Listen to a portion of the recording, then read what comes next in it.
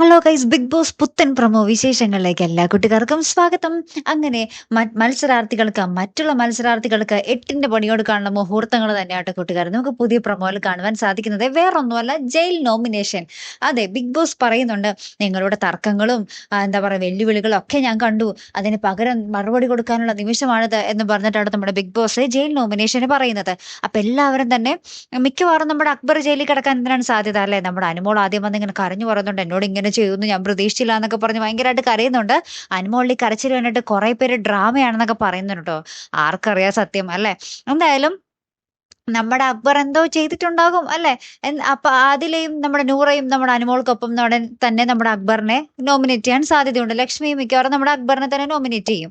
അങ്ങനെയൊക്കെ തന്നെ ആയിരിക്കും. ലാസ്റ്റ് അക്ബർ വന്നിട്ട് പറയുന്നുണ്ട്, ലേശം ഉളുപ്പും നാണവും മാനവും ഇല്ലേ ഇങ്ങനെയൊക്കെ കടന്ന് പ്രസംഗിക്കാൻ എന്നൊക്കെ പറഞ്ഞ് നമ്മുടെ അക്ബറിന്റെ വക ഒരു കൊട്ടും കൂടി ഉണ്ട്. അത് ആർക്കിട്ടാണെന്ന് നമുക്ക് കണ്ടു തന്നെ അറിയണം കേട്ടോ. എന്തായാലും നമുക്ക് നോക്കാം ആരൊക്കെയാകും ജയിലിൽ പോകുന്നത് അല്ലെ? കാത്തിരുന്ന് തന്നെ കാണാം കേട്ടോ. അടുത്തൊരു വീഡിയോയുമായി വരുന്നത് വരയ്ക്കും ഗുഡ് ബൈ.